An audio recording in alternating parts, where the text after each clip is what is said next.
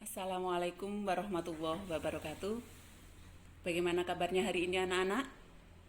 Alhamdulillah, semoga sehat semuanya ya.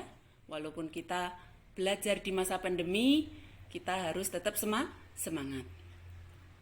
Anak-anakku semuanya, materi kita kali ini adalah indahnya Islam Nusantara. Nanti indahnya Islam Nusantara ini nanti akan membahas lebih intinya sejarah dan bukti masuknya Islam Nusantara. Walaupun di atas ini sudah saya beri keterangan sedikit-sedikit bahwasanya Islam masuk ke Indonesia itu melalui jalur tasawuf. Di sini juga ada melalui jalur pernikahan. Di sini juga ada melalui jalur perdagangan. Di sini juga ada melalui jalur kesenian. Terus kemudian sejarah dan bukti masuknya Islam Nusantara kita kupas sedikit ya. Perlu kalian ketahui Islam bisa berkembang di Indonesia. Islam datang ke Indonesia itu dengan jalan damai.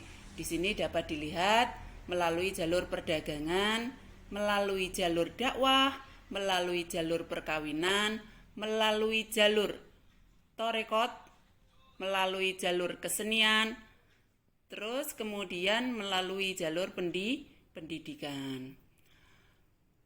Di sini akan kita kupas satu persatu. Yang pertama, Islam masuk ke Indonesia melalui jalur perdagangan. Di sini dimulai dari abad ke-7 Masehi sampai ke-16 Masehi.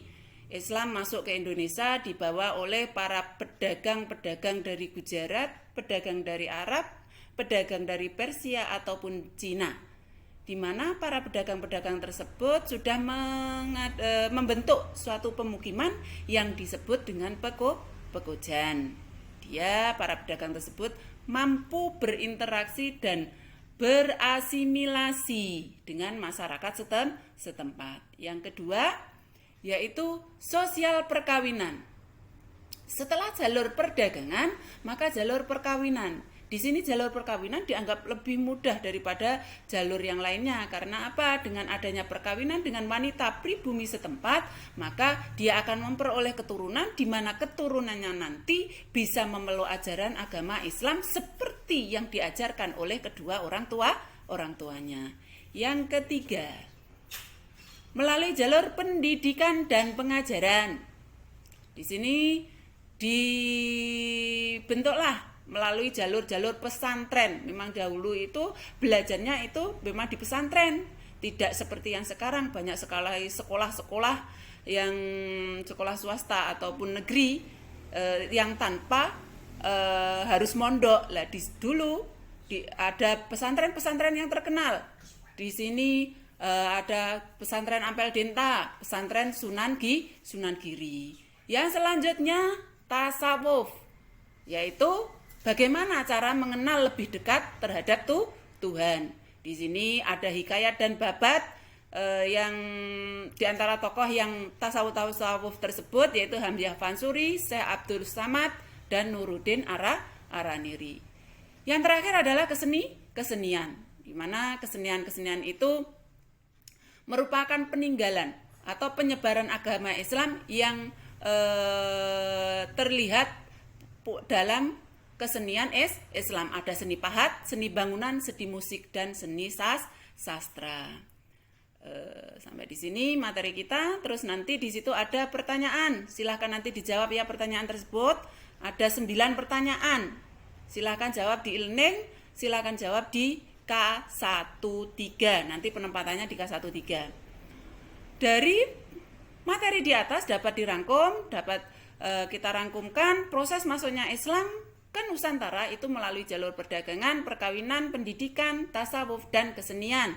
Di mana faktor apa saja yang menyebabkan Islam di Indonesia mudah diterima?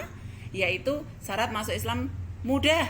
Islam tidak mengajarkan kasta, tidak ada kasta di dalam Islam, semuanya sama. Yang membedakan adalah amal perbuatan. Islam disebarkan melalui jalan damai, tidak ada peperangan, tidak ada pertumpahan darah, tidak ada paksaan. Sifat bangsa Indonesia yang ramah dan mudah bergaul dengan bangsa lain.